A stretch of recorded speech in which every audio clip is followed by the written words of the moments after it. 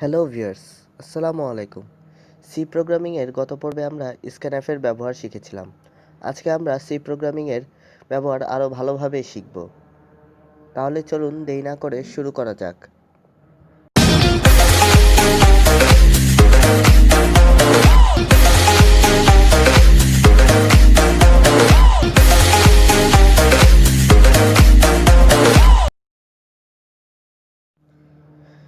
C programming এর গত পর্বে আমরা স্ক্যানএফ এর ব্যবহার শিখেছিলাম। আজকে আরো ভালোভাবে শিখব। তাহলে চলুন প্রথমে আমরা বেসিক স্ট্রাকচারটি সাজিয়ে নেই।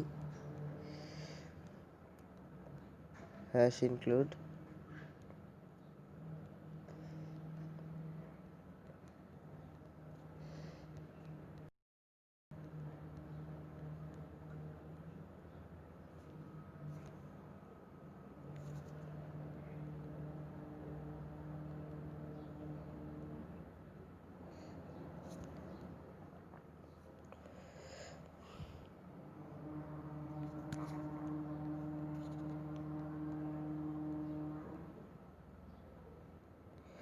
এটি আমাদের প্রোগ্রামিং এর basic structure.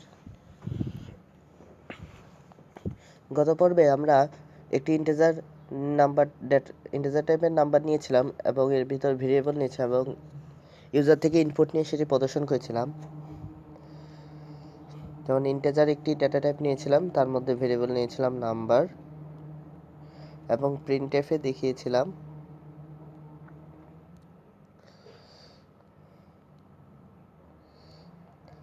Enter please enter an integer number.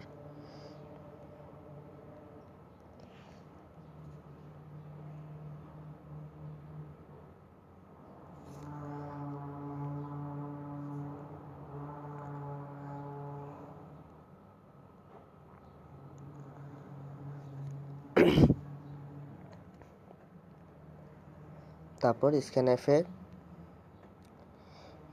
Input নিয়েছিলাম ইন্টিজার ডেটা টাইপ, তাই %d ফরম্যাট স্পেসিফায়ার ডি কমা দিয়ে এম্পারসাইন দিয়ে নাম্বার। তারপর প্রিন্টএফে প্রদর্শন করে দিয়েছিলাম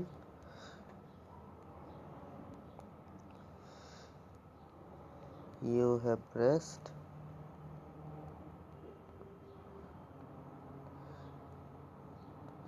%d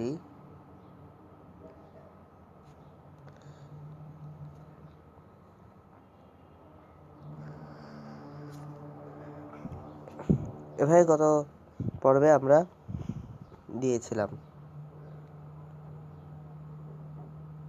এখানে আমরা ইন্টিজার নাম্বার দিলে you have pressed 10 প্রদর্শন করছিল। আজকে প্রোগ্রামিংটিকে আমরা আরো সুন্দরভাবে সাজাবো। গতবার আমরা ইন্টিজার সংখ্যার মধ্যে একটি ভেরিয়েবল নিয়েছিলাম। আজকে যদি আমরা চাই দুটি ভেরিয়েবল নেব, দুটি ভেরিয়েবল নিয়ে আমরা কাজ করি। তাহলে আমরা প্রথম ভেরিয়েবলের নাম দিয়ে দিলাম নাম্বার 1 এবং দ্বিতীয় ভেরিয়েবলের নাম দিয়ে দিলাম নাম্বার 2। দুটি ভেরিয়েবল নিয়ে নিলাম। এখানে দিয়ে দিলাম আমরা please enter 2 integer number.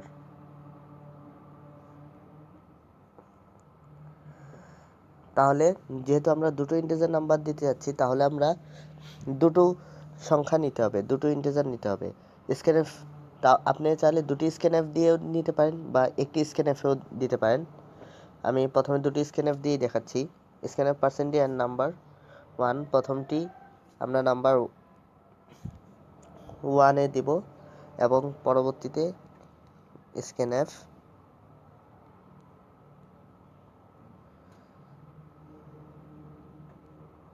%d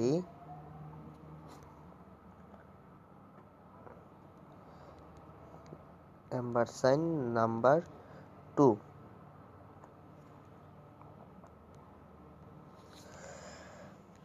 এখন আমরা দুটি ইনপুট নিয়ে নিলাম, দুটি ইন্টিজার নাম্বার দিবে ইউজার এবং আমরা সেটিকে একটি প্রিন্টএফ এর মাধ্যমে প্রদর্শন করাবো। তাহলে আমরা এখানে লিখে দিলাম the numbers are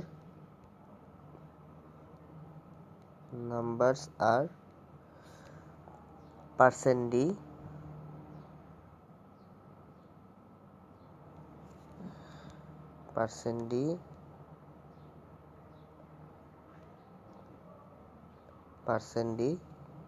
প্রথমটি হলো নাম্বার 1, নাম্বার 2। এটি হয়ে গেল। তাহলে চলুন দেখা যাক কি হয়। এই যে আমরা দিয়ে দিয়েছিলাম প্লিজ এন্টার 2 ইন্টিজার নাম্বার। এখন 2 ইন্টিজার নাম্বার দিলাম, ধরুন 10 এবং 20, দুটো ইন্টিজার নাম্বার দিলাম এবং প্রদর্শন হচ্ছে দ্য নাম্বারস আর 10, 20। ঠিক আছে, আপনি চাইলে এটিকে একটি স্ক্যানএফেও প্রদর্শন করাতে পারেন। ধরুন আমরা একটি স্ক্যানএফে দেখাবো সেটিকে। তাহলে আমরা স্ক্যানএফ %d, এখানে আরেকটি %d দিয়ে দেব, এখানে %d ampersand number 1, ampersand number 2। ঠিক আছে,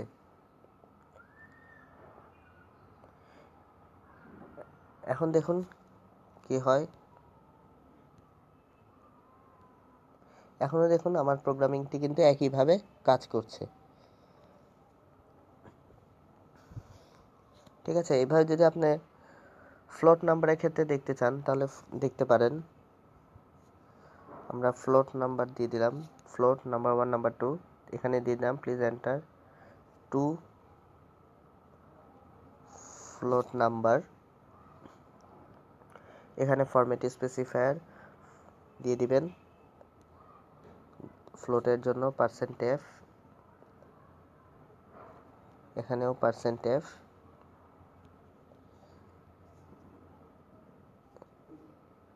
ঠিক আছে, এখন দেখি তাহলে কি হয়। আমরা দুটো ফ্লোট নাম্বার দিয়ে দিলাম।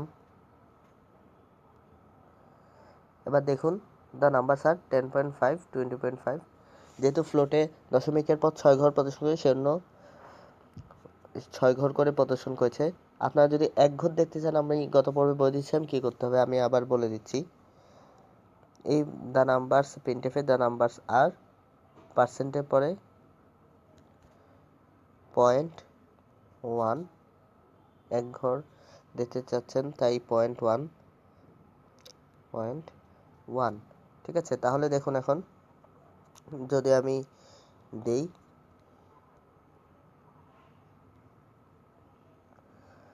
তাহলে দেখুন আমার কিন্তু 1 ঘর করে প্রদর্শন করছে। ঠিক আছে, আমি আপনাদেরকে এতক্ষণ পর্যন্ত একটি ডেটা টাইপের 2 ভেরিয়েবল নিয়ে দেখেছিলাম, একই রকম ডেটা টাইপের 2টি ভেরিয়েবল নিয়েছি। এখন আমরা 2 ধরনের ডেটা টাইপ নিয়ে কাজ করব। তাহলে চলুন দেখি কিভাবে হয়।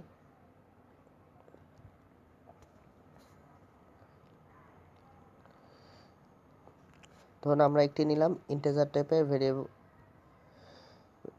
টাইপের ভেরিয়েবল নিলাম নাম্বার 1 এবং আরেকটি নিলাম ফ্লোট টাইপের ভেরিয়েবল নিলাম নাম্বার 2। এখানে আমরা লিখে দিলাম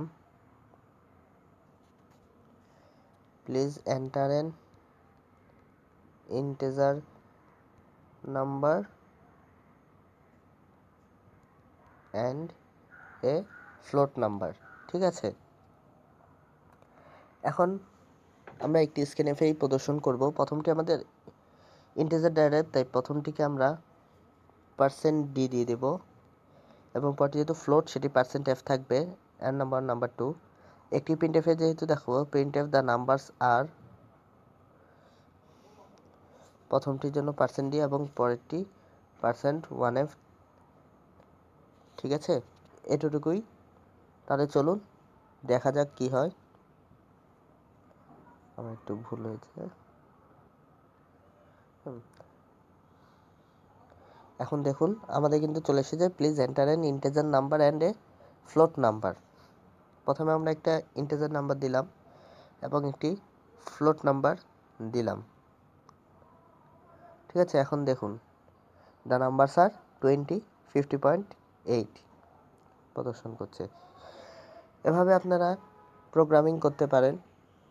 আশা করি আপনারা স্ক্যানএফের ব্যবহারটি খুব ভালোভাবে বুঝতে পেরেছেন, কিভাবে ইনপুট নিতে হয় এবং সেটি আউটপুট প্রদর্শন করতে হয়। আপনারা বিভিন্ন ডেটা টাইপ দিয়ে প্র্যাকটিস করবেন এভাবে, তাহলে আস্তে আস্তে আপনাদের আয়ত্তে চলে আসবে। আজকের পর্ব এই পর্যন্তই। পরবর্তী ভিডিও দেখার জন্য আমাদের সাথেই থাকুন এবং যে কোনো সমস্যার জন্য আমাদের কমেন্ট বক্সে কমেন্ট করুন। সবাইকে ধন্যবাদ। আল্লাহ হাফেজ।